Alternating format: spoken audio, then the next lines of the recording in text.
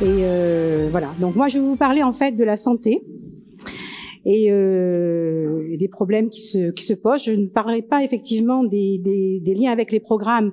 Ce sont nos candidats qui vont effectivement prendre la parole à ce moment-là et qui vous parleront des solutions concrètes qui ont été donc qui font partie des 650 propositions du programme de l'avenir en commun et de l'ANUP également. Donc voilà, donc notre système de santé a été le meilleur du monde, mais l'austérité et la marchandisation l'ont bien disloqué en fait. C'est-à-dire qu'en matière, on ne parle plus de patients maintenant, on parle de clients. Donc moi-même, j'ai été infirmière à l'hôpital, donc effectivement, ça m'a toujours beaucoup choquée. C'est ce passage de la patientèle à la clientèle en fait. Donc par rapport à l'état des lieux, donc je vais vous donner quelques données sur le système de soins et le service public hospitalier en Dordogne. Pour une population de 413 418 habitants, sur la base du recensement de 2018. Donc il y a donc une faible densité de population au kilomètre carré en fait. Ça on n'entend pas trop bien.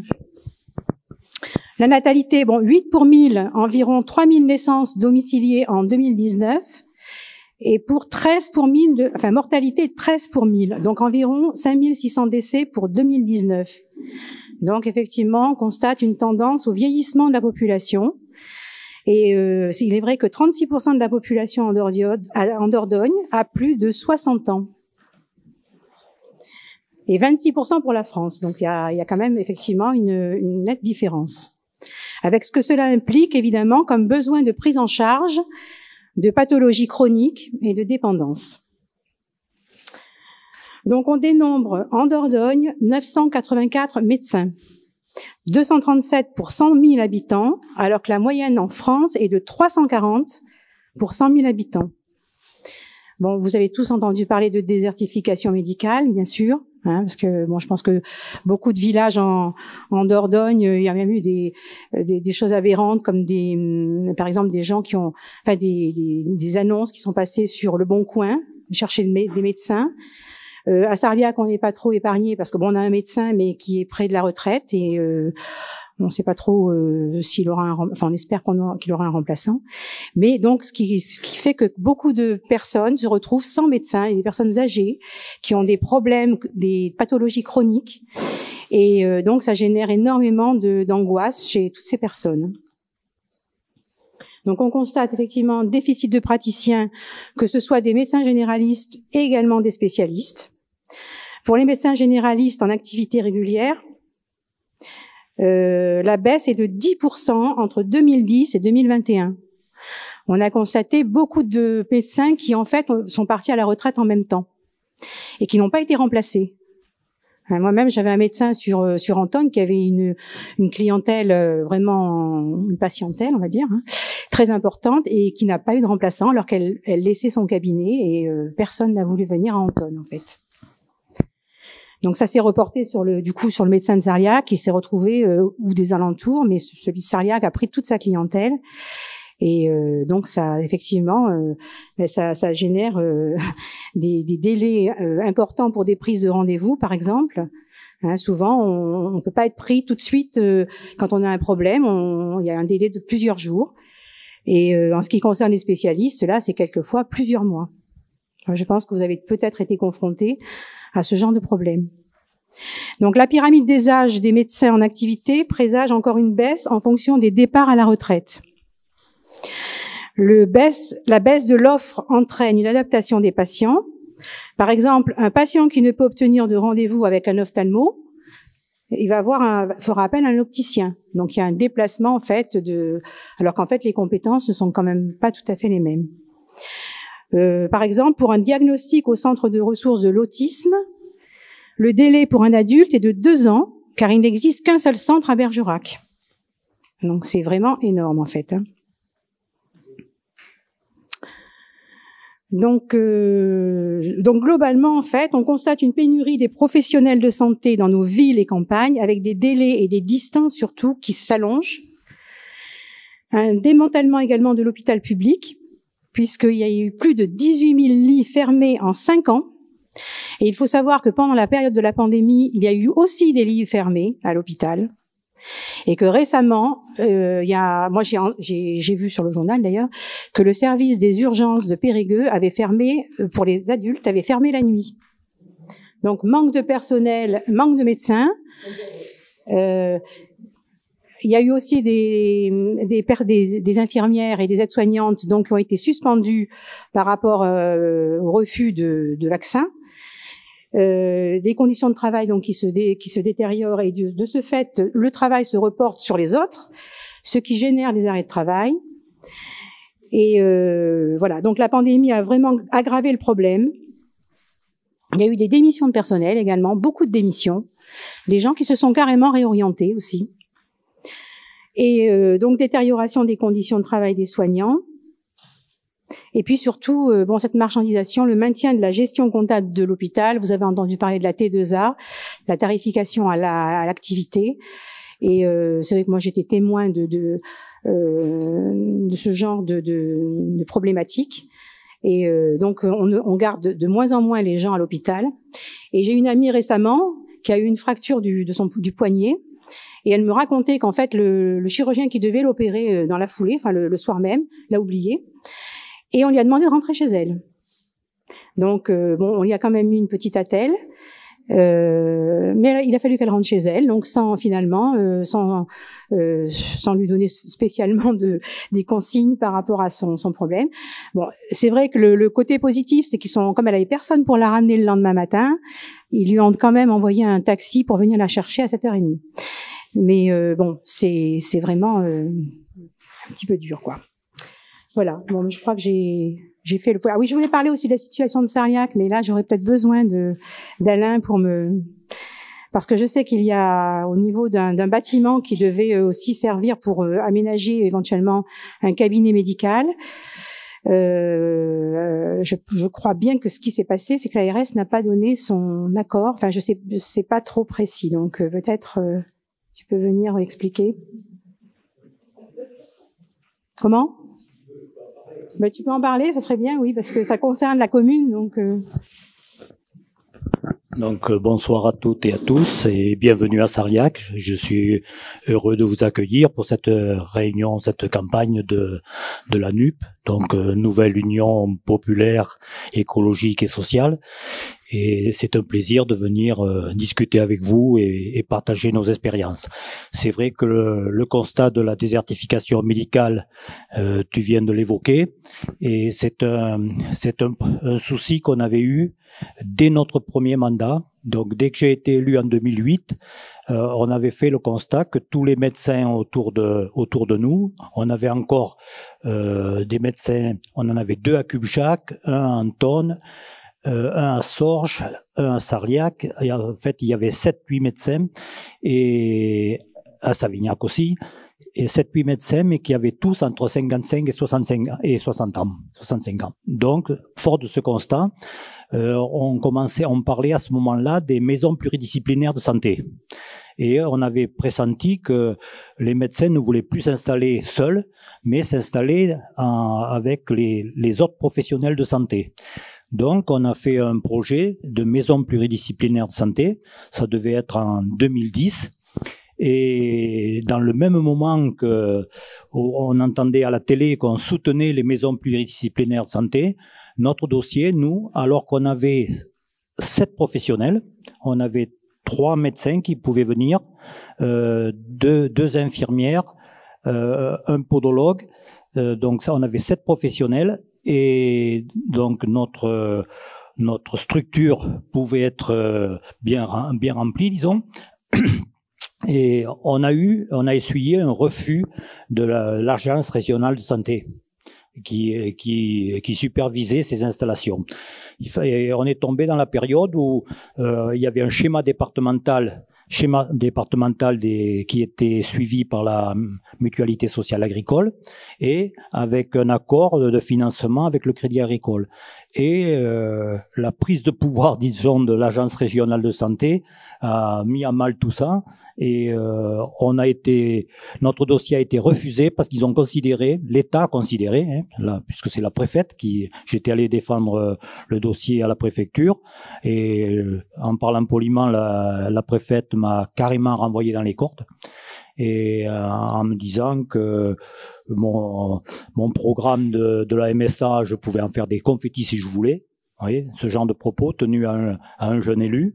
Donc je peux vous dire que c'est assez dur à supporter. Et si je vous le raconte encore ce soir, c'est que c'est toujours pas passé, quoi. Voilà. Et c'est pour ça qu'on a rebondi sur dans notre tête. On avait été refusé parce qu'on était trop proche de Périgueux. 15 km, c'était beaucoup trop proche, alors que pour avoir un rendez-vous en ville, il faut bien entendu 45 minutes. Le temps avec les embouteillages et tout, trouver un emplacement, donc c'est pire, c'est comme 45 km en pleine campagne du côté de Jumillac ou Saint-Saul-la-Coussière.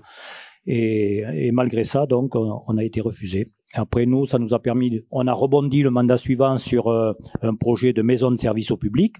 Mais là aussi, c'est ce que j'ai dit à notre député, c'est quand même une sacrée hypocrisie parce que le président Macron est venu inaugurer la maison de service au public à Sarliac. Je pense que beaucoup d'entre vous le savez. Mais au même moment où on sacrifie les services publics dans tous les domaines, le rail, l'électricité, tout, dans tous les domaines, eh bien, on vient communiquer sur des maisons de services au public où ce sont les communes, l'État se désengage, mais ce sont les communes qui sont obligées de prendre le relais. Donc c'est quand même un peu fort de venir communiquer dans nos territoires sur la défense des services publics, alors que c'est l'inverse, on fait strictement l'inverse. On supprime et on vient communiquer sur un intitulé. Et en fait, quand après avoir essuyé le refus sur maison pluridisciplinaire de santé, j'ai rebondi sur maison de service au public, parce que c'était l'intitulé de leur DETR, et là, ça a marché. Donc, on a fait ce que nous, on souhaitait faire, c'est-à-dire regrouper nos services sur notre commune, et on a bien entendu laissé un bureau pour un médecin. Voilà comment ça s'est passé. Mais là, notre médecin arrive à la retraite, donc on est au point zéro, et on a toujours gardé à l'esprit, nous, au niveau du conseil, de faire quelque chose pour pouvoir accueillir des professionnels de santé. Et ça va être le cas là, puisqu'on a fait engager l'EPF, l'établissement public foncier Nouvelle-Aquitaine, pour préempter sur l'immeuble qui est juste à proximité. Et cet immeuble, j'ai négocié avec Périgord Habitat pour faire des logements sociaux, mais le rez-de-chaussée, on se le conserverait pour faire des modules pouvant accueillir 2, 3, voire 4 professionnels de santé. Donc c'est toujours dans notre tête, on n'a pas lâché le morceau et on continue, et j'espère que on verra que l'État nous financera sur cet aménagement des 120 mètres carrés au rez-de-chaussée. Voilà. Mais on lutte toujours dans ce sens. Voilà.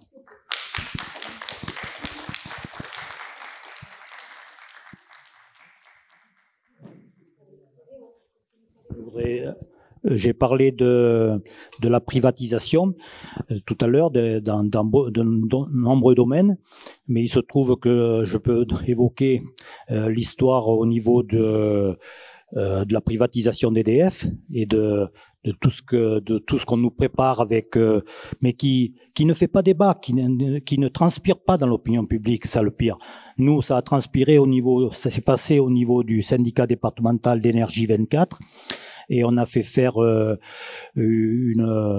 on a fait voter une motion de censure par rapport à ça, mais c'était le projet Hercule, qui est un véritable démantèlement de toute la production d'électricité, la commercialisation. Déjà, on voit la panique que c'est à notre niveau maintenant entre EDF, qui est le fournisseur d'énergie, Enedis, qui est le transporteur d'énergie. Vous voyez, et les syndicats d'énergie qui sont propriétaires des réseaux, donc là, et toutes les concurrences qu'il peut y avoir autour de la privatisation d'EDF avec tous les. Vous savez que par exemple pour privatiser EDF, EDF a été obligé de vendre à perte l'électricité aux autres fournisseurs pour qu'ils se fassent une place au soleil sur le marché, quoi. Donc ça, c'est purement catastrophique. Et les élus du département et d'autres départements ont vraiment fait de la résistance par rapport à ça. Et donc ça a été reporté, ce démantèlement, ce projet Hercule. Mais il n'empêche qu'il est question que ça ressorte sous un autre nom, vous voyez, et qu'on l'ait encore dans le baba, comme on dit. Donc c'est assez catastrophique. On voit tout ce qui se passe au niveau du téléphone, hein, avec tous les privés qui vous appellent sans arrêt, hein, les opérateurs privés qui vous appellent sans arrêt. C'est assez catastrophique. Voilà. La SNCF, c'est pareil maintenant, avec certaines régions qui trouvent le moyen de privatiser les voies. Donc, et ça veut dire que toutes les petites voies qui desservent la population, qui sont moins rentables, eh bien, sont supprimées. Il reste plus que les TGV, hein, les Bordeaux-Paris, les Bordeaux-Biarritz, etc. Et voilà. Ça, c'est assez catastrophique aussi. Non. Ouais. En fait, c'est bien parce que vous avez balayé pas mal de choses. Bon, on a été obligé de faire des choix parce que c'est vaste, mais sur le DF, on avait commencé à travailler. Puis, en effet, la spéculation sur l'électricité est énorme. En fait, on a la plupart de l'électricité qui est produite publiquement, mais avec des spéculations grâce à l'ouverture au marché. Et c'est tout comme ça. SNCF, pareil. Bon, ce qu'il a dit à Thiviers, par exemple, on supprime des arrêts. Bon, on pouvait pas parler de tout, mais par exemple sur le train, on fait des choix les plus rentables, mais pas forcément qui desservent un milieu rural vivifié. Bon, on constate tous qu'il y a énormément de jeunes qui arrivent vivre en Dordogne pour diverses raisons, et le Covid l'a accentué, parce qu'ils veulent un petit peu fuir la ville, peut-être construire d'autres schémas de vie ici, mais ils ont besoin de services pour les enfants, d'école, je vais en dire deux mots, ils ont besoin de culture, ils ont besoin de transport, et puis ils ont besoin de vie. L'autre jour, en distribuant à Sarliac, on était effarés du nombre de maisons qui sont vides. On sent très bien que c'est des personnes qui sont décédées. On voit le petit jardin. Bon, on imagine le papy ou la mamie qui est parti et puis la maison est fermée. Donc là, il y aurait une grande entreprise aussi il faudrait des décisions politiques pour réhabiliter tous ces logements, parce que ça fait des villages vides. Voilà. Et alors, en effet, une des choses principales qui attire et qui garde les jeunes dans nos milieux ruraux, c'est le fait qu'il y ait des écoles, parce que les jeunes, ils ont des enfants, ou alors ils vont en faire. et donc, voilà, c'était un petit constat sur le nombre d'écoles qui disparaissent. Hein, c'est pas un énorme dossier sur l'école, mais pour vous dire, en 2017, on avait 312 communes qui avaient une école. En 2021, c'est-à-dire en 4 ans, il n'y en a plus que 281. En 4 ans, plus de 30 communes ont perdu leur école. Ça paraît quand même énorme. Alors là, j'ai pas les chiffres de démographie. Et c'est vrai qu'on peut se dire oui, mais si la population baisse, mais à chaque fois que la population baisse, on en profite pour fermer une école. Et puis quand elle remonte, on réouvre pas ou fermer des classes. Et c'est aussi que c'est légèrement fluctuant le nombre d'enfants. Mais si on veut garder des gens ici, il faut qu'il y ait des écoles. Donc on prend encore les choses par le mauvais bout, on supprime, puis après on dit on continue à supprimer parce qu'il y a pas assez de gens qui y vont, voilà. Donc ça crée nous on parle des problèmes, mais après nos futurs élus vont vous parler des solutions, hein, je vous préviens. Mais nous on nous a laissé le côté plombant, quoi, hein. Donc la perte d'attractivité pour les villages sans école, et du coup les couples s'installent plutôt sur les chefs-lieux de canton. Il il y a par exemple les RASED qui sont les réseaux d'aide spécialisés aux élèves en difficulté, mais qui manquent beaucoup de moyens, parce qu'il y a plein de choses qui existent, mais avec très peu de moyens. Et donc on dit ah oui, mais ça existe. Donc loin de là, les RASED ne peuvent intervenir dans toutes les écoles qui en font la demande. En plus, il y a des problèmes de défraiement. Ils sont très loin pour se déplacer, donc ils sont plus défrayés. Enfin bon, c'est voilà. Donc la conclusion, c'est la diminution en quantité et en qualité de l'offre publique en matière d'éducation, qui favorise quand même le développement de l'offre privée, même si nous on le voit pas trop encore dans nos campagnes. Mais les écoles privées, c'est alternatives ou confessionnelles. Ce qui favorise les familles les plus modestes, puisque ça fait des écoles payantes quand même, et accentue donc la fracture sociale. Le grand projet de l'école, c'était de diminuer les fractures sociales. Et donc, en effet, on retrouve au sein de l'école ce mécanisme systématique du néolibéralisme pour casser la République sociale en déconstruisant le côté public pour favoriser la bascule vers le privé. Voilà, donc vous nous parlerez après de ce qui est prévu dans le programme de l'AEC pour pallier à tout ça. Mais je voudrais raconter juste une petite anecdote. Un jour, il y a un gars qui vient faire des travaux chez moi, puis ça devait être il devait y avoir des élections. Alors je lui dis, je lui parle, j'essaye de voir un peu. Et alors tout de suite, ça démarre sur les fonctionnaires. Ouais, mais les fonctionnaires, ils nous coûtent cher. Je dis ah ouais, mais quand même, tu vois, je lui dis quand même l'école par exemple. Ah oui, mais l'école, c'est pas pareil.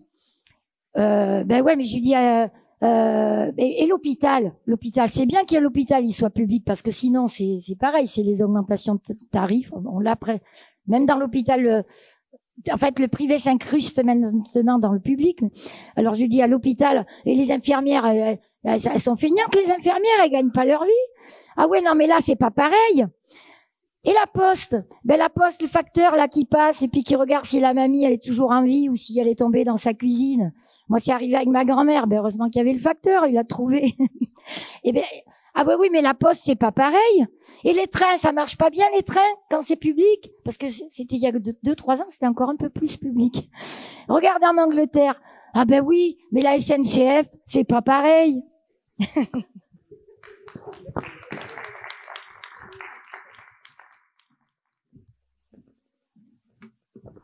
Bonsoir. Donc, je vais faire peut-être un peu plus court que prévu. Donc, toujours sur les services publics, j'avais intitulé un petit document « Ou comment l'État casse les services publics ». Et pour ne pas être accusé de partialité, j'ai utilisé un rapport, un pavé, mais que j'ai lu en diagonale, je vous rassure, rédigé par le défenseur des droits, donc qui s'appelle Claire Hédon, et qui a été nommé par le président de la République et qui est irrévocable. Donc cette personne n'a pas d'obligation et peut parler librement. Donc je vais la citer. Après de nombreuses vagues de réduction de la présence de guichets de services publics sur le territoire, on demande en réalité aux usagers de faire plus pour que l'administration fasse moins et économise des ressources. C'est pas moi qui le dis. Avoir accès aux services publics est une condition indispensable de l'accès à de nombreux droits fondamentaux, tels que le droit à la santé, au logement, à l'éducation, à la justice, à l'hébergement d'urgence, etc. Tous les ans, plus de 80% des réclamations adressées aux défenseurs ou à la défenseur des droits concernent les difficultés liées aux services publics. 80%, c'est énorme. Hein ? Près d'un Français sur 4 exprime le sentiment de vivre dans un territoire délaissé par les pouvoirs publics. Dans les permanences de nos délégués territoriaux arrivent des personnes épuisées, parfois désespérées, qui font part de leur soulagement à pouvoir enfin parler à quelqu'un en chair et en os. Plus ou moins, on a tous vécu ça, je crois. Hein. On est content quand l'interlocuteur n'est pas un robot, mais un être humain. Car la dématérialisation des services publics, c'est souvent accompagné de la fermeture de guichets de proximité et donc de la suppression de tout contact humain. La transformation numérique de l'administration, telle qu'elle est menée aujourd'hui, et la politique d'inclusion numérique qui l'accompagne, implique une transformation du rôle de l'usager dans la production même du service public. Et ça, c'est quelque chose de relativement grave, car il devient le coproducteur malgré lui. Quand vous alliez dans un bureau, les impôts ou autre, vous aviez donc une personne compétente qui pouvait rédiger le document. Et donc, c'est elle qui endossait la responsabilité de ce qui était dans le dossier. Là, c'est l'usager qui va devoir, sur l'ordi, rédiger et compléter le dossier. S'il y a une erreur dedans, ce sera lui le responsable. C'est à lui qu'il revient, ce que je viens de dire, qu'il revient de s'équiper, de s'informer, le cas échéant de se former, et partant d'être en capacité d'effectuer ces démarches en ligne. On avait un échange tout à l'heure. Effectivement, vous imaginez bien que des personnes âgées qui n'ont jamais utilisé d'ordinateur, on va se demander comment elles vont s'y prendre, quoi. Hein ? La Défenseure des droits ne peut que réaffirmer ce qui a été écrit dans le rapport de 2019. La dématérialisation ne sera pas un levier d'amélioration de l'accès de toutes et de tous aux droits si l'ambition collective se résume à pallier la disparition des services publics sur certains territoires et à privilégier une approche budgétaire et comptable. Pour illustrer ce qu'elle vient de dire, 2 témoignages.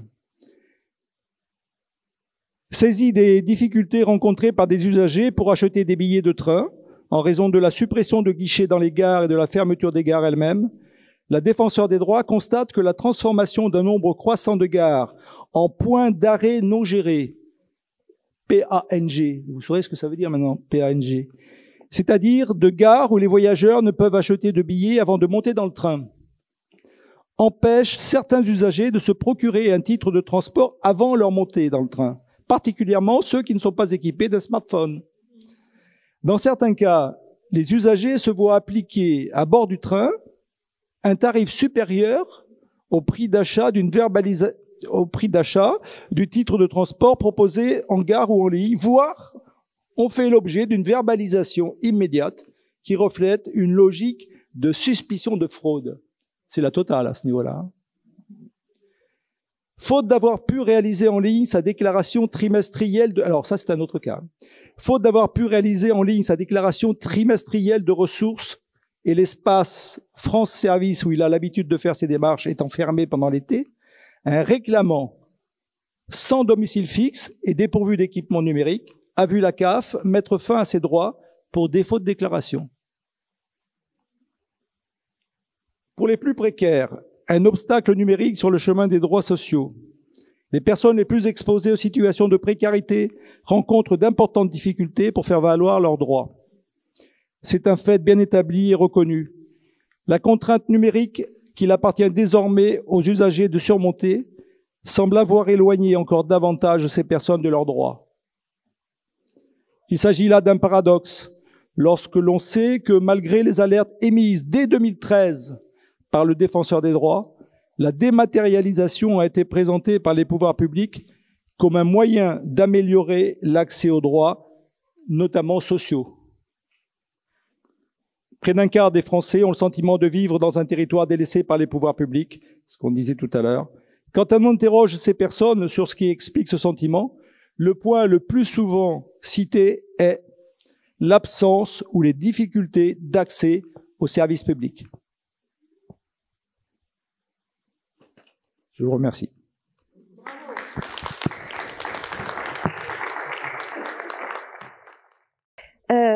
Alors, quelques mots de présentation avant de dire quelques mots également sur la nouvelle Union populaire écologique et sociale.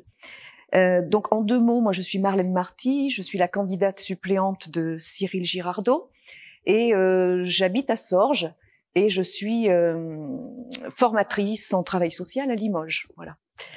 Et je suis à la LFI depuis 2017. Voilà. Donc maintenant, c'est la nouvelle union populaire, écologique et sociale. C'est un accord vraiment, enfin sans exagérer, c'est un accord historique, vraiment. Parce que il s'agit pas d'un accord uniquement électoral, mais il s'agit bien d'un accord programmatique de toutes les forces de gauche, donc PC, ELV, PS, LFI, Génération. Et donc un accord, en effet, qui s'est conclu quand même très rapidement, mais à partir des 650 mesures de l'avenir en commun, il y a donc eu des discussions, des négociations, et le programme de la nouvelle Union populaire compte 650 mesures. 617 sont adoptées, communes, etc. Et comme le temps a manqué, il y a 33 mesures où nous ne nous sommes pas mis complètement d'accord. Mais c'est pas un problème. Enfin, il y a encore il y a des écarts, il y a des points à discuter. Bon, bah très bien, ça se discutera à l'Assemblée. Et moi, je suis très fière de porter ce mouvement parce que je pense qu'on n'a pas vu souvent des programmes politiques qui soient aussi honnêtes et qui disent voilà, il y a une union entre toutes les forces de gauche, il y a tant de mesures. Et là, sur ces 33 mesures, bon, on n'a pas tout à fait les mêmes positions. Et ça, c'est écrit noir sur blanc dans le programme. Voilà. Bon, moi, je suis très fière de ça, et c'est un argument que je mobilise souvent pour essayer de convaincre, parce que je trouve que c'est vraiment un élément qui témoigne du sérieux et de l'honnêteté de notre réunion, de notre programme. Alors. Pour faire suite aux différents témoignages, je vais essayer de pas faire trop de répétitions, c'est toujours compliqué quand on prend la parole après 3, 4 autres personnes. Je vais revenir quand même sur les fondements du service public, sur les principes du service public, parce que finalement ils sont tellement dévoyés, hein, ça a été dit, que on les oublie un peu, et c'est fondamental. Et pour nous, notre programme, il s'appuie sur ces principes-là. Voilà. Donc, je vais passer rapidement, mais je vais revenir sur un certain nombre de principes fondamentaux, parce que vraiment, c'est les principes sur lesquels s'appuie notre programme. Alors, juste peut-être pour introduire la question des services publics, il y a au moins, pour faire simple, au moins 2 conceptions du monde social. Une libérale, c'est-à-dire que chacun poursuit ses intérêts privés, et la somme des intérêts privés, ça fera l'intérêt collectif. Bon, c'est Adam Smith, c'est le 19e siècle. On a vu que ça fonctionnait pas du tout. Haute conception, donc ça fonctionne pas. Donc il faut qu'il y ait une intervention de l'État. Il faut qu'il y ait une intervention pour corriger les excès du marché et favoriser la solidarité.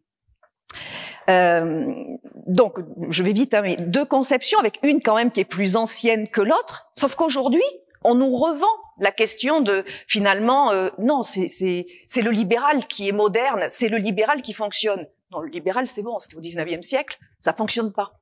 Voilà. Et nous, notre programme, c'est un programme de rupture par rapport à ça, parce que des programmes qui viennent remettre en question l'idéologie libérale, il y a que nous. Alors quand je dis nous tous, hein, dans la nouvelle Union populaire. Donc voilà où nous on se situe. Et en effet, au nom de cette conception, au cours du XXe siècle, des services publics ont été construits en reposant sur des principes. Donc, premier principe, la continuité du service public. Bon, par exemple, tout à l'heure, vous avez parlé des guichets. T'as complètement raison. Alors moi, je suis une usagère du train. Je vais à Limoges pour le travail, donc j'utilise le train quotidiennement depuis 10 ans. Donc, il y a du vécu. Et donc, en effet, tu as complètement raison. Aujourd'hui, les guichets sont fermés. Et là, encore il y a quelque temps, les contrôleurs, ils pouvaient nous vendre le billet. Et là, en fait, ils ont un appareil qui fait qu'ils peuvent plus. Avant, ils avaient 3 possibilités. On vend le billet au prix du billet, on vend le billet majoré ou on sanctionne. Eh bien maintenant, ils ont plus que les deux autres options. Bon, ça c'était juste pour compléter sur la SNCF, mais surtout par rapport à la continuité, moi ce que je veux dire, c'est qu'il y a 10 ans, j'allais travailler avec le train, ou 15 ans plutôt, parce que déjà il y a 10 ans ça commençait. Le train il était là quand il était prévu, il était à l'heure, normal quoi. Il y a des horaires de train, on y va, on le prend. Non, là on arrive, on va au guichet quand il est ouvert. Et s'il n'est pas ouvert, on va avoir les personnels de manutention là, et on leur demande est-ce que le train est en retard, est-ce que le train est là ce matin, parce que c'est pas la règle qu'il soit en retard ou qu'il soit pas là, mais c'est quand même très très fréquent.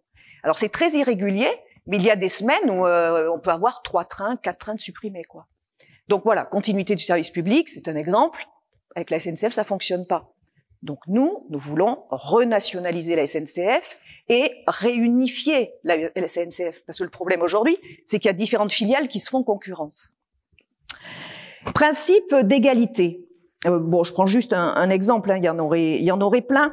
Quand on voit que aujourd'hui, pour aller, si on va aux urgences, et puis on y va de plus en plus, puisque ça a été dit, hein, il n'y a pas de médecin.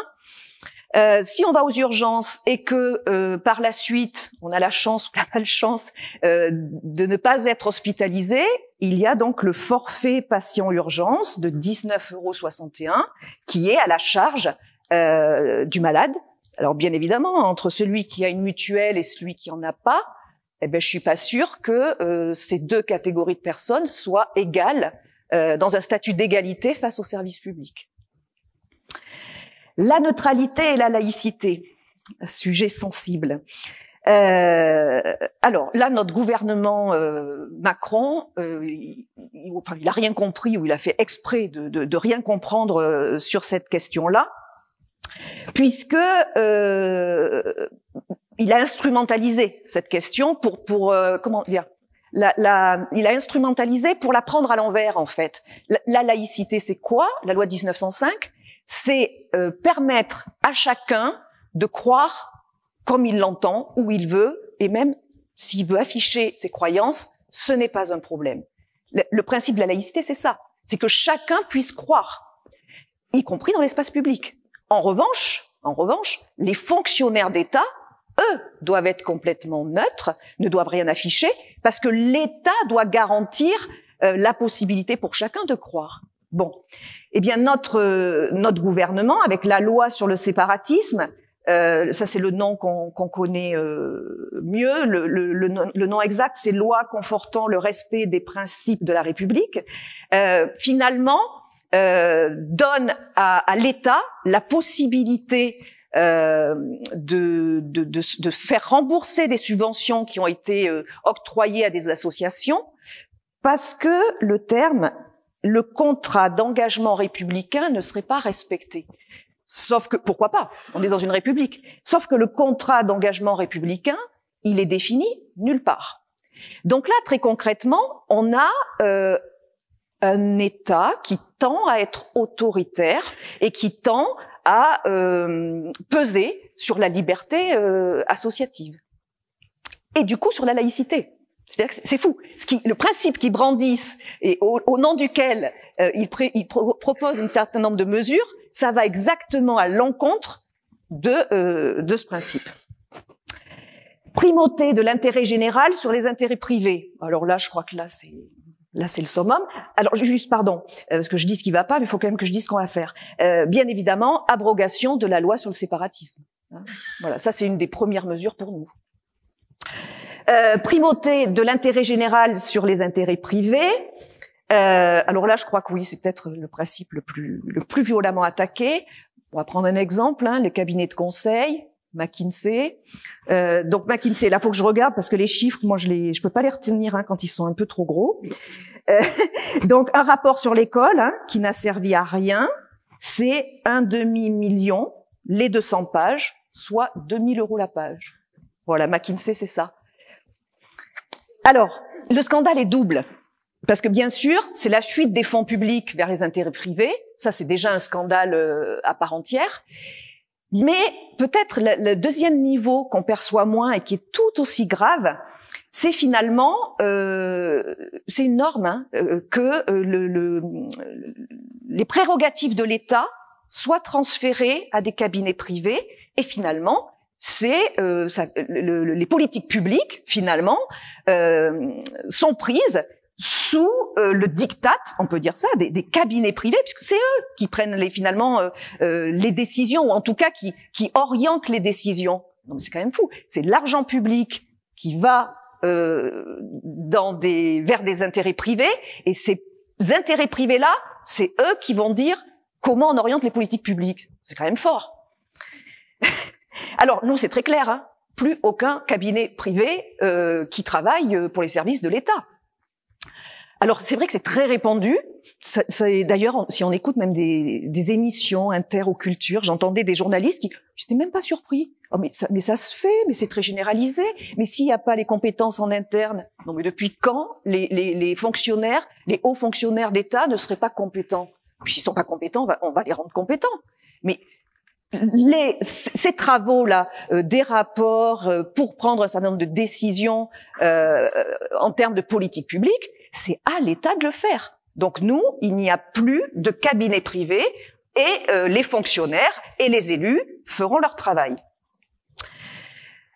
Donc voilà, les principes fondamentaux donc sont dévoyés. Donc j'insiste, nous c'est notre base, c'est-à-dire chaque principe, on fera en sorte de s'y appuyer pour proposer les mesures politiques qui seront les nôtres. Donc finalement, déjà là, j'ai envie de dire, on n'invente rien. Hein. Ils ont été intelligents hein, au début du XXe siècle. Ça s'est beaucoup démantelé. Ben déjà, on va reprendre l'intelligence collective qu'il y a eu au début du XXe siècle, puis après, on fera mieux. Mais déjà, voilà, reconstruire les services publics et repartir sur les principes fondamentaux qui sont là, qui existent. Ah ben tiens, d'ailleurs, oui, juste je reviens sur la question de la continuité.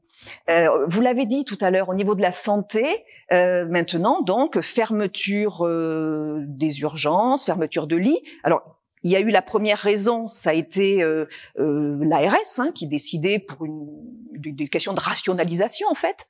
Mais là, récemment, on a un autre sujet. C'est-à-dire que les urgences sont fermées sur des créneaux, sur des week-ends, parce qu'on n'a pas assez de personnel. Normalement, pas possible. Continuité du service public illégale. Eh bien, décret octobre 2021, on légalise. Voilà. Donc, c'est pour dire, on est allé loin déjà dans la déconstruction des principes fondamentaux. Donc, la conséquence de tout ça, j'ai un peu anticipé, bien sûr, c'est l'asphyxie des services publics par une cure d'austérité. Donc moi, j'avais en tête, ça a été dit, hein, il y a l'école, il y a la SNCF, il y a l'énergie. Enfin, on pourrait vraiment passer du temps parce que c'est tous les services publics qui sont attaqués. Moi, je suis sensible à l'hôpital parce que il est particulièrement attaqué. Et puis, c'est un des lieux où c'est peut-être le lieu où c'est le plus grave, quoi, quand même. Donc il est attaqué, on l'a dit, fermeture des lits, fermeture de services parce qu'il y a personne, mais c'est pas grave, il y a un décret qui rend ça possible. La T2A, Daniel en a parlé. En 2 mots, tarification à l'activité, 2004 il me semble, c'est ça? Je sais plus la date. Bon, enfin c'est dans les années 2000. La logique c'est quoi? C'est que l'hôpital auparavant avait une enveloppe globale, mais oui, parce que par définition, on fait confiance au service public. Donc, on lui donne les moyens. Et à l'intérieur, il y a des fonctionnaires. Ils ont passé un concours. Ils ont été sélectionnés. Donc, ils sont légitimes. Ils sont compétents. Et ils gèrent ça. Et donc, les médecins, entre autres, géraient le budget de l'hôpital. Aujourd'hui, avec la T2A, et pas que, mais enfin, je vais m'arrêter là-dessus. Avec la T2A, on est sur des tarifications différenciées d'actes techniques qui sont plus ou moins rentables. Donc, qu'est-ce que ça produit? Une ligne de fracture entre, bien sûr, la clinique qui va plutôt choisir des actes plus rentables. Et comme l'hôpital, lui, c'est l'hôpital public qui doit accueillir tout le monde, lui, il va accueillir les patients avec des maladies chroniques, ce qui est beaucoup moins rentable. Donc, l'hôpital, il est encore plus en difficulté avec cette affaire-là. Et c'est pas tout. C'est pas tout. Parce que dans la logique, c'est quand même assez fou de penser le financement d'un hôpital. Un hôpital, ça soigne des humains. Et soigner, je suis pas infirmière, mais ce n'est pas une somme d'actes techniques. C'est pas que ça. Alors que là, c'est un financement qui ne finance que des actes techniques. Donc ça veut dire que en fait l'humain il n'existe absolument pas. C'est un fonctionnement à l'hôpital qui fait complètement fi de l'humain. Alors fi de l'humain patient, c'est-à-dire que oui, le patient il est considéré pour une pathologie, un acte technique, mais absolument pas dans son ensemble. Et ça fait fi de l'humain chez les soignants aussi, parce que les soignants ils sont entraînés là-dedans. Ils sont entraînés dans une appréhension marchande d'un client. Ils sont pas formés pour ça. Ça les amène à culpabiliser. Ça amène une perte de sens, souffrance au travail, etc., etc. Et je vais juste prendre un tout petit exemple. Si je suis les transmissions. Les transmissions entre soignants au départ, c'est moi j'étais éducatrice, ça existait aussi. C'est on travaille à un moment donné sur le service. Et puis, on met un certain nombre de consignes de transmission pour que la collègue sache que Madame Martin, aujourd'hui, elle a bu un peu plus qu'hier, elle était moins agitée. J'ai pas fait d'acte technique particulier, mais j'ai des choses à dire. Pour la T2A, non, pas ça qu'il faut mettre. Hein. Il faut mettre les actes techniques, les pathologies, etc. Donc, les soignants, il faut qu'ils fassent leur transmission en pensant à ce qui est attendu à l'ARS pour qu'il y ait le financement derrière. Alors bien évidemment, ils vont pas faire que ça, les soignants. Mais qu'est-ce qu'ils font? C'est comme pour les éducateurs, c'est pareil. Qu'est-ce qu'ils font? Ils font les deux. Donc, surcharge de travail. Et puis à un moment donné, quand vous travaillez avec deux logiques en même temps qui sont contradictoires, vous avez de fortes chances de pas aller très bien rapidement, quoi. Et donc ça marche pas la T2A, on le sait. Enfin, eh bien, par exemple, dans le social, elle arrive. Mais toujours. L'hôpital commence, ça dysfonctionne, et nous dans le social on fait derrière. Bon, donc vraiment un système qui fait fi de l'humain. Alors ça peut paraître un peu naïf ce que je dis, ça peut paraître un peu facile, etc. Mais enfin c'est tellement vrai. Et du coup nous on a vraiment voulu mettre l'humain au cœur de notre programme. Et c'est vraiment un terme qui revient souvent, mais ce n'est pas qu'un terme aussi. C'est toute une logique. Puisque notre programme, il part des besoins des personnes. Il explique bien que on va penser les mesures à partir des besoins des personnes et absolument pas là, par exemple, c'est la logique, c'est une rationalité. Mais les besoins, c'est pas forcément ça peut se rationaliser, mais en tout cas, là, on voit bien que on part pas des besoins. C'est pas de ça qu'on parle. On parle pas des besoins des patients, on parle pas des besoins de l'hôpital. On part d'une organisation rationnelle qui permet d'être efficiente, puisque c'est le terme des ARS. Donc, des services publics asphyxiés, je viens d'en parler, des fermetures ou des éloignements de points d'accès, ça a été dit. Donc nous, qu'est-ce qu'on propose ? Eh bien, on propose de développer les points d'accès aux services publics.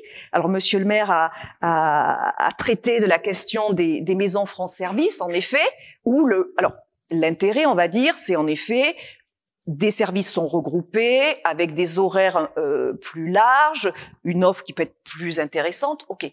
Sauf qu'il y a deux problèmes. Monsieur le maire l'a dit, c'est le coût pour les collectivités territoriales. C'est-à-dire que l'État, il a deux manières de se désengager. En privatisant, alors ça se voit plus. Mais aussi, quelque chose qui sait très très très bien faire, c'est se désengager sur les collectivités, que les collectivités, même avec la meilleure volonté qu'elles aient, à un moment donné, sont coincées par les finances. Et donc, nous, ce qu'on veut, c'est pas ça. On veut des services publics qui relèvent de l'État, que l'État reprenne ses engagements. Donc les finances, elles doivent pas reposer sur les collectivités locales par rapport à ça. Et puis nous, ce qu'on veut, c'est réouvrir des services publics de proximité. Parce que la maison France Service, elle va être intéressante pour le village moyen du canton, très bien. Mais celui qui est à 20 km, par exemple, et il n'y a pas de transport en commun, on n'a rien réglé, rien du tout. Voilà. Donc nous, c'est réouvrir des services publics et que l'État reprenne ses engagements, reprenne ses responsabilités. Il y a également une règle, c'est de garantir un accès aux hôpitaux, aux lycées, aux maternités, à moins de 30 minutes. Donc là, très clairement, c'est réouvrir des services de petits hôpitaux, hein. Et bien évidemment, mailler le territoire en transport. Par rapport aux services publics, bien sûr, il s'agit de redonner les moyens humains et financiers. Donc, je l'ai dit, hein, réouverture des lits d'hôpitaux, des services également. Fin de la T2A, ça c'est très clair, hein, il faut abroger la T2A immédiatement. Et engager un plan pluriannuel de recrutement de professionnels, bien évidemment. À l'école, on veut une école gratuite, mais gratuite réellement. Ça veut dire que l'école, l'école de la République, elle est gratuite, mais comme on en mettra partout, elle sera vraiment gratuite. On n'ouvrira pas des écoles privées alternatives, etc. Enfin, si on pourra en ouvrir, mais en tout cas, il y aura une offre publique. Gratuité de la cantine et des cantines bio. Et gratuité des transports pour aller à l'école. Voilà. Et là aussi, bien évidemment, qu'il faut lancer un plan pluriannuel de recrutement. Donc là, c'est l'axe redonner les moyens humains et financiers aux services publics qui existent déjà. Troisième et dernier axe, nationaliser ou renationaliser certains secteurs. Alors, je l'ai dit tout à l'heure, hein, c'est créer un pôle public des transports en renationalisant la SNCF et en réunifiant la SNCF. Créer un pôle public de l'énergie, former un pôle public bancaire. Et là, il y a deux objectifs. Enfin, il y en a plusieurs, mais il y en a deux. Que ça favorise, que ça réoriente le crédit pour favoriser la bifurcation écologique. Ça peut pas se faire avec à notre sens, ça peut pas se faire avec une banque privée. Il faut que la banque, elle soit publique pour faire ça. Également, cette banque ira financer les petites et moyennes entreprises sur des critères sociaux et environnementaux. Ça aussi, c'est pas une banque privée. Enfin, voilà, c'est une banque publique qui peut faire ça. Voilà. Donc, les services publics, ils existent. Encore une fois, hein, il y en a eu avant nous qui étaient très intelligents, qui ont construit ça existe, ils sont bien attaqués, ils ont été conçus pour garantir la solidarité de la nation, et nous proposons un programme qui permette de remettre ces services publics sur pied. Et aujourd'hui, peut-être juste un mot, je développe pas. Vous allez dire, ouais, c'est beau tout ça, mais on fait comment? C'est hyper facile, hein. Vous savez. Mais si, non, quand je dis tout ce qu'on fait, là, ça coûte de l'argent. On le prend où? Vous le savez. Réforme fiscale. On a une réforme fiscale qui permet de financer tout ce que j'annonce. Là, je vais pas la développer, la réforme fiscale, mais en effet, une réforme, bon, bien évidemment, rétablir l'ISF, c'est pas que ça, mais augmenter le nombre de tranches, surtout conditionner les aides aux entreprises, taxer également la transmission, mais c'est une réforme fiscale progressive, redistributive, et chaque personne qui gagne moins de 4 000 €, non seulement ne payera pas plus d'impôts, mais elle en payera moins. Voilà. Donc ça, c'est la parenthèse, que c'est vrai que j'annonçais tout ce qu'on allait faire, il faut quand même que je dise comment. Et enfin, pour finir, ces services publics, ils ont été là donc pour garantir la solidarité de la nation. Donc ça, c'est essentiel. Et aujourd'hui, on a un autre enjeu face à nous, c'est l'urgence climatique. Et cet enjeu, on n'y répondra pas sans les services publics. Donc on en a doublement besoin. Pour la question sociale, pour ce pourquoi ils ont été faits, mais également pour répondre à l'enjeu, à l'urgence écologique. Alors, je vais laisser la parole à Cyril. Je vais vous dire 2 mots, peut-être. Tu veux le faire? Oh, si, moi, je veux dire 2 mots de toi, je peux. Bon, il se présentera, mais bon, Cyril, il dirige une SCOP dans le domaine informatique. J'en dis trop? Non, j'ai vu. Il est militant au POI et à la France Insoumise. Moi, juste, voilà, on se connaissait pas beaucoup avec Cyril. On a fait connaissance pendant la campagne. Donc, c'est pas évident, hein, c'est tous les jours, hein, qu'on se voit ou qu'on se parle. Vraiment, c'est quelqu'un qui a beaucoup d'énergie. Il a plein d'idées originales. Alors ça, vous allez me dire, il y en a plein qui ont des idées originales. Mais avec lui, ça se concrétise et c'est pragmatique. Il est très pragmatique. Et ça, je crois quand même que c'est une qualité en politique. Voilà, donc beaucoup d'énergie, plein d'idées, très pragmatique. Et voilà, moi aussi, même si j'étais pas sa suppléante, pour ma part, je voterai pour lui. Voilà.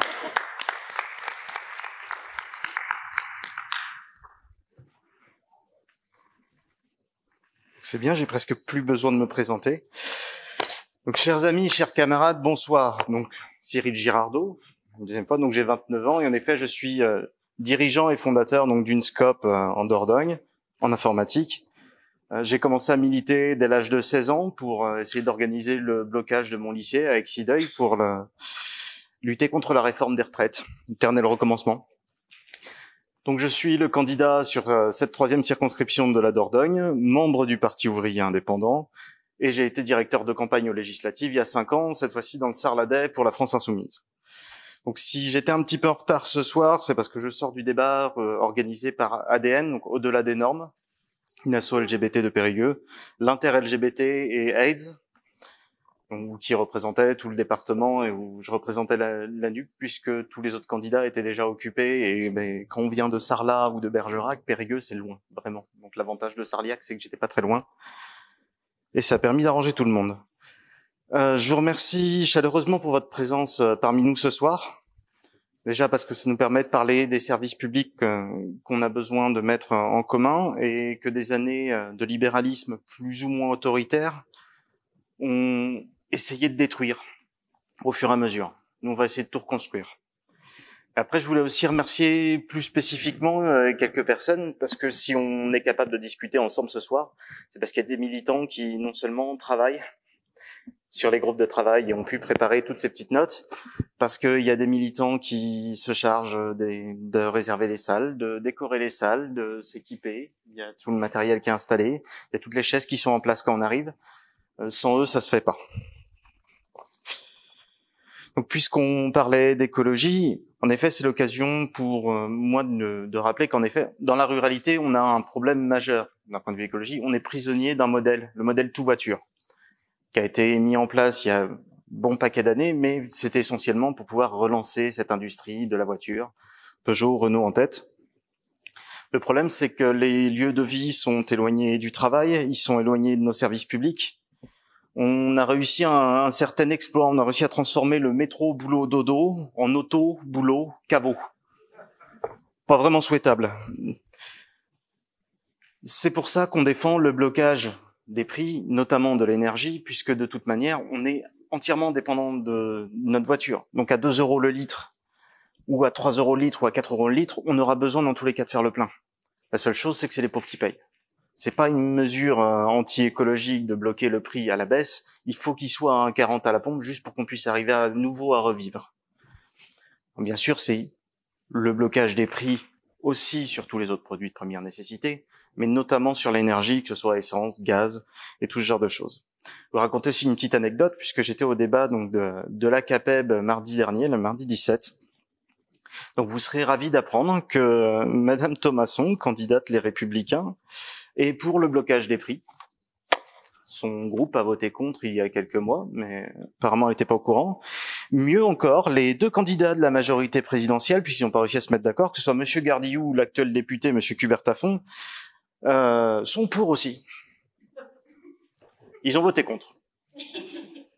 Alors, jusqu'à ce soir et jusqu'à ce débat de l'inter-LGBT, je me disais que ça pouvait potentiellement être du clientélisme, peut-être un trou de mémoire. Non, là je suis sûr de moi. C'est de l'incompétence. Clair et net.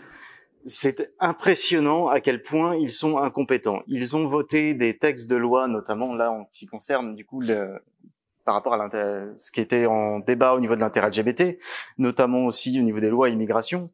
Ils sont capables de remettre en question leurs propres lois qu'ils viennent de voter, ne pas savoir qu'ils ont voté certaines lois, ne pas savoir que certaines lois proviennent d'eux-mêmes.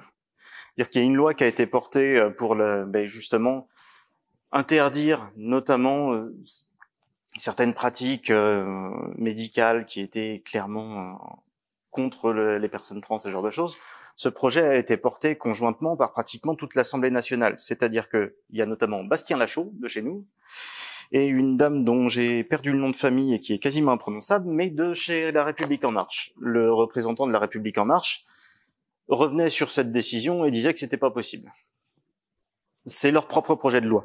Donc, le verdict, ils sont juste incompétents. Ils sont juste incompétents. Donc, si on revient après sur vraiment les nécessités de transport en commun, on peut avoir une vision long terme et en effet regarder aussi ce qui s'est fait dans le passé. Il y a 100 ans, par rapport à aujourd'hui, on a perdu à peu près 2/3 des voies ferrées en termes de kilomètres. Donc, autant qu'on n'arrivera pas à les remettre en place du jour au lendemain, ça va être un investissement impressionnant, mais ça va être un objectif de long terme. Le train, c'est l'avenir. C'est dommage d'avoir perdu autant de temps, mais il va falloir arriver à le rebâtir. Ça va mettre du temps. Et de toute manière, on s'en aperçoit au quotidien. On a des gares dans pratiquement tous nos villages, alors qu'ils sont plus ou moins réhabilités, soit en usine, soit en habitation, soit laissés à l'abandon complètement. Mais si on était capable d'arriver à mettre des gares dans des villages de 1000 habitants, on est capable de le refaire à nouveau. On n'est pas plus bête qu'avant. Théoriquement, on devrait pouvoir s'en sortir.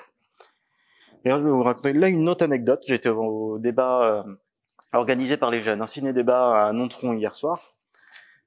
Et justement, une des problématiques qui était pratiquement centrale pour eux, c'était ce manque de transport en commun. Parce que tout le monde n'a pas le permis, parce que même avec le permis, une voiture, ça coûte un bras. L'entretenir, ça coûte un bras. Faire le plein d'essence, il n'y a plus de bras, donc ça coûte une jambe. Clairement, ça devient problématique pour des jeunes qui ne peuvent pas trouver un emploi, puisque 25 km à pied, ça commence à être long. Et donc, il était en train de nous dire qu'il avait de la chance. Il habitait à La Coquille. Il y a une gare qui fonctionne. Il y a 3 trains par jour. Un à 7h du matin, un à 12h30, un à 19h30. Pour pouvoir trouver du travail, c'est assez pratique. Donc, les services publics sont bel et bien le seul moyen pour nous d'organiser et de planifier la bifurcation écologique qui est nécessaire. Donc, sur un long terme, en effet, il faut pouvoir remettre la France sur rail, ou tout du moins remettre des rails sur la France, à minima.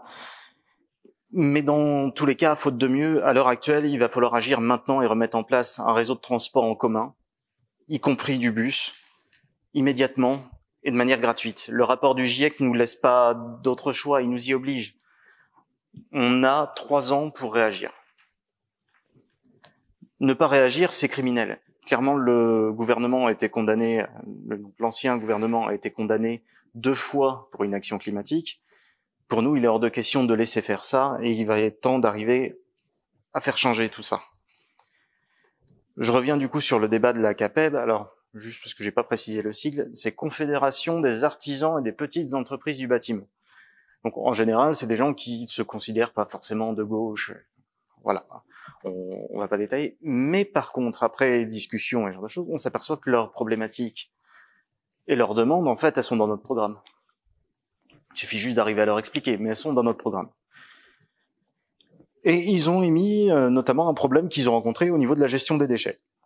Puisque au-delà de la gestion des déchets du SMD3, qui est assez particulière, c'est rien de le dire, ils ont une problématique supplémentaire. C'est-à-dire qu'il faut impérativement qu'on puisse arriver à refaire l'isolation des bâtiments, à rénover thermiquement tous ces bâtiments. Ça occasionne pas mal de déchets assez spécialisés en matériaux. Ils n'ont pas de déchetterie adaptée, du tout. Donc c'est-à-dire qu'il faut qu'ils se rendent déjà dans des déchetteries qui sont ouvertes à tous, mais donc avec les mêmes horaires d'ouverture que nous. Donc une fois de temps en temps. Dans certains villages, on arrive occasionnellement à arriver à 3 jours par semaine d'ouverture. Mais en plus de ça, une fois arrivé avec le camion, il faut décharger à la main. Il y a une grille de sécurité, on ne peut même pas la baisser. Donc ils peuvent pas vider le camion d'une seule fois, ils sont obligés de tout refaire à la main. Donc à chaque fois, c'est à nouveau les conditions de travail des salariés, du patron aussi, parce qu'il met la main à la pâte dans ces petites entreprises, qui sont mis à défaut. Donc on a interpellé le SMD3 à ce sujet-là, on avait essayé l'approche un petit peu gentillette, chose que les autres candidats n'ont pas voulu faire, mais sur Internet, via Facebook, en les identifiant, ils n'ont pas l'air de réagir, donc dès demain, on va passer par le niveau supplémentaire, voie de presse, On va faire une lettre ouverte en les interpellant et en demandant de se rapprocher de la CAPEB, puisqu'il y a un problème et que seuls eux peuvent gérer, en tout cas là pour le moment. Après, si on veut rester vraiment sur le SMB3, en effet, on va y revenir. Il y a cette histoire de collecte supprimée qui est quand même une grosse blague. Il y a deux prétextes qu'ils exposent, on va dire. On va avoir tout le prétexte financier, en effet, ça coûte moins cher, il n'y a pas besoin d'aller chercher au porte-à-porte, ce genre de choses. Mais c'est un prétexte comptable. En effet, ça sort de leur bilan comptable. Il n'y a pas de souci là-dessus.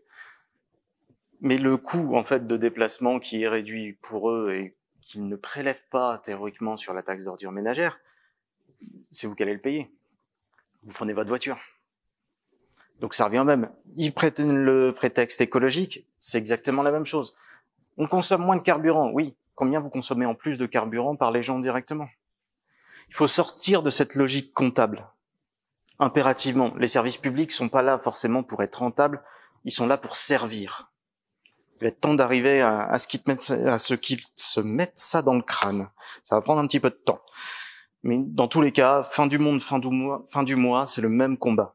Ils doivent comprendre que la bifurcation écologique se fera avec les gens ou elle se fera pas. On n'arrivera pas à la faire contre nous. Donc, nous, Nouvelle Union Populaire, nous collectiviserons les déchetteries et centres de recyclage. Alors, ça nous concerne moins en termes de Dordogne, puisque ça reste un syndicat mixte, donc qui n'est pas privé, mais nous imposerons dans tous les cas une gestion au service des gens, quoi qu'il en coûte. Au moins là, on pourra s'en servir. Nous limiterons aussi le recours aux délégations de services publics dans les collectes des déchets pour diminuer le coût pour les citoyens et garantir de meilleures conditions de travail. Les meilleures conditions de travail, ça va aussi avec la gestion juste un minimum logique. Donc je vais revenir après sur l'école publique, sur ce que tu as dit Véro tout à l'heure. À l'heure actuelle, en effet, il y a 280 écoles en Dordogne et en 4 ans, on en a perdu 10%. Dit comme ça commence à être assez impressionnant. Une perte de 10%, c'est pas juste une diminution. C'est un massacre à ce niveau-là. 10% en 4 ans. Donc tout ça a été fait durant ce dernier mandat, notamment pour pouvoir induire justement cette privatisation de l'école publique, sur base de crise d'austérité, avec des gels du point d'indice depuis des années, un manque de professeurs évident et qui apparaît encore plus actuellement, et qui est essentiellement lié notamment avec un manque d'attractivité, puisque les salaires sont extrêmement bas, puisque les conditions de travail sont assez moyennes, puisque le ministre de tutelle, ancien ministre de tutelle, Monsieur Blanquer, était un spécialiste aussi de l'attaque contre les profs. Accusations en islamo-gauchisme, wokisme, insultés de feignants et de promesses d'augmentation de salaire pour les professeurs méritants. Sans compter tout ça, on est parti sur des mises en concurrence des établissements, du baccalauréat à la carte, qui est source de discrimination, puisque mon baccalauréat que j'ai passé à Exideuil, du coup, ne vaudrait actuellement pas la même chose en tout cas, que ce qui va être passé dans les beaux quartiers de Paris. Donc, c'est les premières étapes vers une privatisation d'un service public comme l'école. Donc, nous mettrons fin à cette privatisation rampante en redonnant la place qu'elle mérite à l'école publique. Nous revaloriserons les salaires des professeurs et reviendrons sur une formation de terrain. Ça se passe actuellement avec un master. On compte revenir un petit peu en arrière, là où ça se faisait avant, c'est-à-dire une licence et 2 ans sur le terrain, directement en formation. Il faut aussi qu'on mette en place une véritable politique d'éducation prioritaire sur la base des bilans qui sont déjà effectués par les différents dispositifs. Notamment en tête, il y a les ZEP, les zones d'éducation prioritaire, le RASED, donc le réseau d'aide spécialisée aux élèves en difficulté dont tu parlais aussi tout à l'heure. Nous avons un objectif global de réduction après des déplacements contraints. Et ça concerne aussi l'école. On ne veut pas que les services publics soient à plus de 15 minutes des lieux de vie. Alors 15 minutes de transport, ça va aussi vers les 15 minutes de transport en commun souhaités justement sur du long terme. Et ça concerne les écoles. Il va falloir en rouvrir. L'avantage, c'est que ça va faire du boulot pour tout le monde. Et pour mettre un stop définitif à cette privatisation du savoir, nous rétablirons du coup cette dimension nationale au baccalauréat. On mettra fin à la concurrence entre les établissements. On rendra enfin les écoles gratuites, intégralement, y compris la cantine, bio, locale. C'est pas compliqué à comprendre. Nous renforcerons et doterons de véritables moyens et de formations adéquates les établissements pour lutter contre les discriminations et le harcèlement scolaire. Nous supprimerons Parcoursup, cette machine à trier et casser les élèves qui sont pourtant l'avenir de notre pays. Et nous allons aussi sanctuariser et intégrer les langues régionales au cursus scolaire. Loin de la dimension identitaire qui en est faite, notamment par la droite et l'extrême droite, ils sont aussi un moyen de refaire du commun entre élèves de différentes origines, de France comme du monde, et peuvent servir justement d'idéal commun, local dans tous les cas, et d'un nouveau patrimoine à partager. On refera ensemble de l'éducation nationale un service public qui rayonnera à l'international. Victor Hugo disait que les maîtres d'école sont des jardiniers en intelligence humaine. C'est peut-être à nous de refaire pousser une forêt. Je vous apprendrai rien. Vous vivez au même endroit que moi et on galère pour avoir un médecin. Peu importe où vous êtes en Dordogne, de toute manière, puisqu'il n'y a que 984 médecins. Alors, chiffre un peu sorti de son contexte. C'est 237 pour 100 000 habitants. C'est un tiers de moins que la moyenne nationale, qui est pourtant pas très haute. Elle est de 340 pour 100 000 habitants. Et en effet, comme c'était dit tout à l'heure, la pyramide des âges des médecins en activité présage une baisse drastique encore avec les départs à la retraite à venir. Moi, personnellement, mon médecin n'a pas encore pris sa retraite, mais a plus de 70 ans, donc je sais que ça va pas tarder. Donc, ce déficit global des praticiens doit absolument être résolu, que ce soit des médecins généralistes ou des spécialistes. Et en effet, dans les exemples que tu as cités tout à l'heure, il y avait notamment cet ophtalmologiste. Il y a le fait que pour pouvoir avoir un diagnostic d'autisme pour un adulte, le délai d'attente, c'est 2 ans. Il n'y a qu'un seul centre, il est à Bergerac. Donc en plus de la route que vous allez vous taper. Et après, dans d'autres choses un peu plus diverses, il faut 7 mois pour obtenir un rendez-vous avec un allergologue pour pouvoir se faire vacciner en urgence contre le Covid. C'est 5 mois pour obtenir un rendez-vous avec un neurologue en urgence pour une opération des canaux carpiens. Donc, il faut impérativement augmenter les places en université pour former les médecins. La suppression du numerus clausus qui a été joliment maquillé en numerus abertus. En fait, c'est la démocratie pot de peinture avec Macron. On change la façade, on change l'enseigne, rien ne change derrière. Il n'y a pas plus de place en université, mais il y a un joli nom.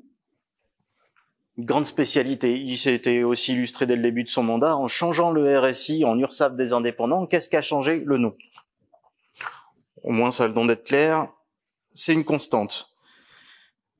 On compte aussi généraliser les contrats d'études dans toutes les formations paramédicales, que ce soit les infirmiers, les infirmières, les aides-soignants, les aides-soignantes, médecins, ambulanciers, avec une rémunération au SMIC pendant toute la durée de leur formation. En échange de ça, il y a un engagement à servir là où on a besoin d'eux. Dans ce programme commun, ça fait partie justement des petites discussions.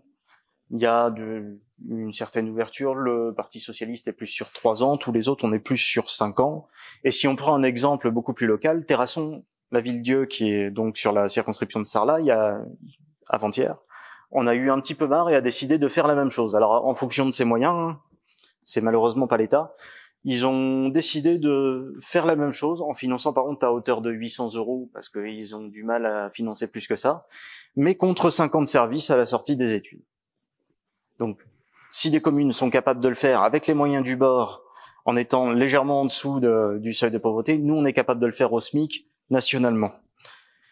Et donc, contrairement à Monsieur Kubert-Tafon, nous ne confierons pas tout au marché et nous ne proposerons pas des stages d'immersion dans la ruralité pour les jeunes médecins. C'est vraiment une citation. Les stagiaires ne servent pas de main-d'œuvre pas chère dans aucun domaine. Il serait peut-être temps qu'ils arrivent à s'en rappeler. Et donc ça, c'était pour son grand plan pour la ruralité. Des stages. La solution pour nos systèmes de santé. Qui doit d'ailleurs, lui, redevenir une fierté. Croizat, ministre ouvrier, communiste, a bâti la sécurité sociale dans un pays en ruine. Le capitalisme a détruit nos conquis sociaux pendant plus de 20 ans, dans une des plus grandes puissances économiques mondiales. On a réussi 2 exploits, là, quand même. On reviendra et on ira jusqu'au bout de l'idée d'Ambroise Croizat. De chacun selon ses moyens, à chacun selon ses besoins. Nous établirons donc le 100% Sécu, en remboursant à tous les soins de santé prescrits. Que ce soit les soins pour les appareils dentaires, optiques, auditifs. On ira aussi au rapport de force et on fera baisser les tarifs des lunettes et appareils auditifs. Actuellement, il faut savoir qu'1 tiers de la population se prive de soins. C'est pas par choix. Juste par manque de moyens. On en revient à ce que tu disais tout à l'heure au niveau de l'hôpital. Quand vous n'êtes pas sûr, justement, que vous allez être hospitalisé, vous espérez peut-être être hospitalisé, les 19 € pour certains, c'est astronomique.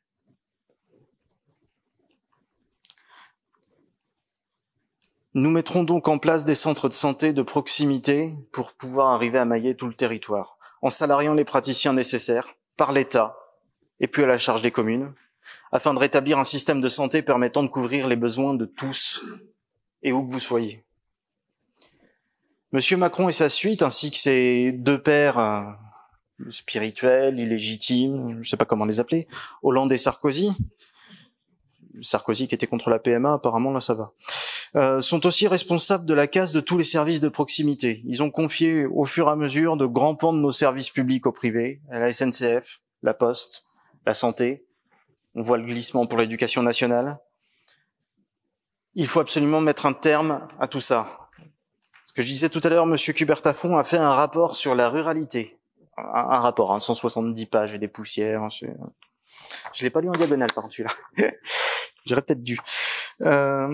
Il arrive à un certain exploit, celui d'être régulièrement absent à l'Assemblée, celui d'être complètement à côté de la plaque sur ses propositions.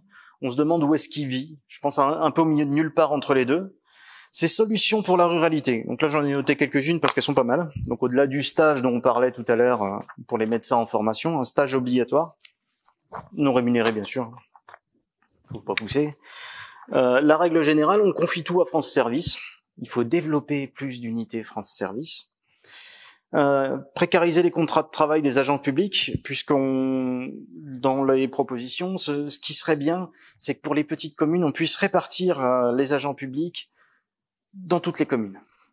Donc c'est-à-dire que vous ferez 2 heures à Sarliac, vous ferez 2 heures à l'autre bout avec Cideuil, puis peut-être après dans quelques heures à Salagnac. Enfin, je sais pas dans quel monde il vit. Il veut aussi rendre l'ARS centrale et décider sur toutes les implantations justement médicales. Oui, non mais justement apparemment c'est pas assez. Donc en recentralisant tout au niveau des ARS et en écrivant noir sur blanc que les hôpitaux de proximité doivent être remplacés par des bus ambulants. Voilà, la bonne idée de service public. Il veut aussi confier aux maires et aux présidents de PCI la définition des zones touristiques ou commerciales permettant de déroger à l'obligation du repos dominical. Alors celle-là, je vous avoue, je l'ai notée parce que je me demande ce qu'elle fout là. Elle a rien à foutre là. Ça n'a rien à voir avec la ruralité, à la rigueur c'est du tourisme. Je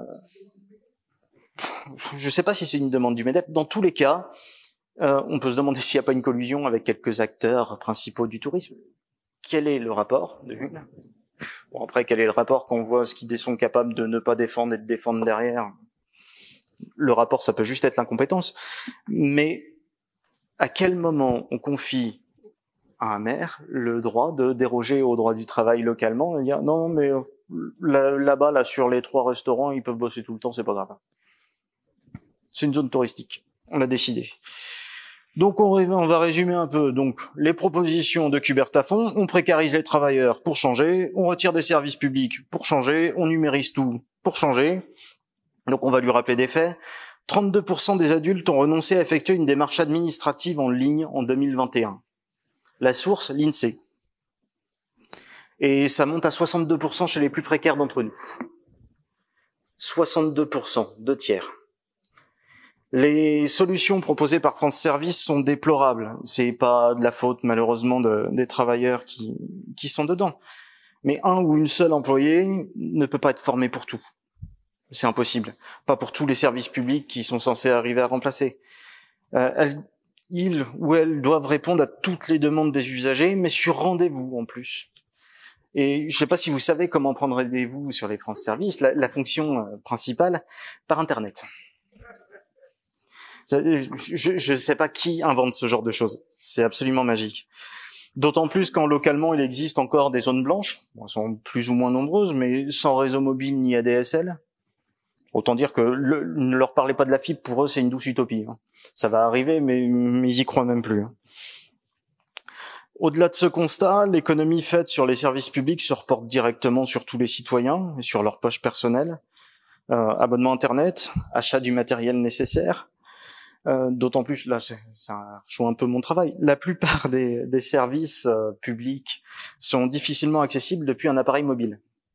Vous allez voir, les applications sont complètement ratées, les sites web sont inaccessibles, sont ingérables. Donc ça vous oblige dans tous les cas à pouvoir acheter un ordinateur personnel.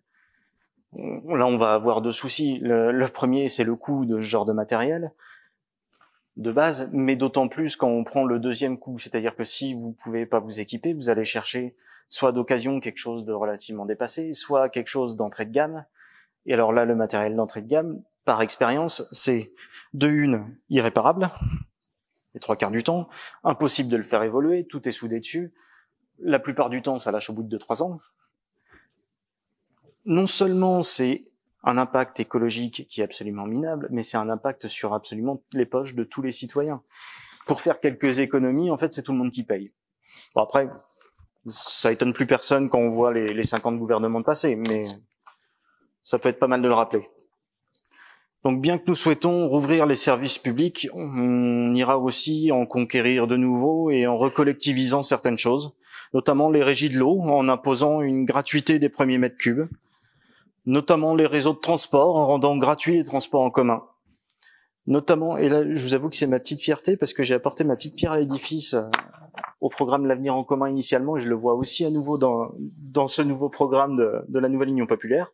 Les réseaux de télécommunications, en rendant gratuit l'accès à une petite quantité de données, ainsi que l'accès à certains sites d'intérêt général, donc notamment les services publics, les sites d'information qui peuvent passer justement à la télé et qui sont financés par ce genre de choses, pourront être accessibles même sans forfait Internet.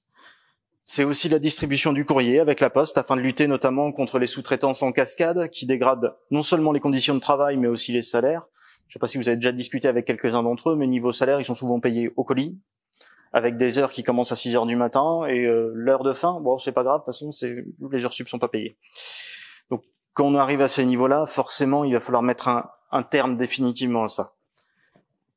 Et les banques de détail. Et ça nous permettra non seulement de lutter contre le financement des industries polluantes, mais aussi de lutter contre la fraude fiscale, vu le nombre de banques de détail qui ont des petits sièges dans les paradis fiscaux. On va aller rechercher ce qu'ils nous doivent, c'est juste 100 milliards par an, hein, donc on va pouvoir financer quelques petites choses avec ça notamment aussi. Et c'est aussi une manière d'arrêter, de mettre un terme à cet impôt privé que les banques collectent sur le dos des pauvres. La majeure partie des bénéfices des banques sont collectés directement sur le dos de ceux qui n'ont rien. Nous sommes donc les seuls à défendre la ruralité. Après, peut-être parce que nous sommes les seuls à incarner les gens qui vivent ici et non pas à survoler justement les gens qui vivent ici. Lorsque, par exemple, les candidats du Rassemblement national sont incapables de répondre à une question simple. Qu'avez-vous prévu pour les services publics ?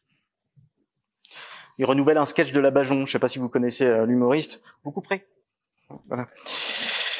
Donc, lorsque M. Kubertafon fait un rapport de plus de 100 pages, de tête, je crois que c'est 170 et des poussières, sur la ruralité avec des propositions hors sol, comme on a vu tout à l'heure, notre programme commun, cohérent, lui permet de répondre aux problématiques que nous vivons au quotidien. Alors, les 12 et 19 juin, il y a un bulletin, un seul, celui avec un V. On se levait de la victoire, on en profite, pour placer la majorité de la Nouvelle Union populaire écologique et sociale en majorité au Parlement, pour prendre le pouvoir ensemble et changer la vie de tout le monde. Alors, je vais reprendre les mots de René Dumont, un écologiste radical avant l'heure.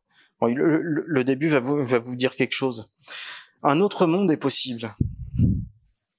Et il est même indispensable, parce que ce monde-là, il risque de nous péter à la gueule.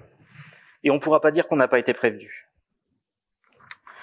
Donc, prévenez tout le monde, les 12 et 19 juin, envoyez le peuple à l'Assemblée, pour la retraite à 60 ans, pour le blocage des prix, pour la revalorisation des salaires et des pensions et le rétablissement de nos services publics. Merci.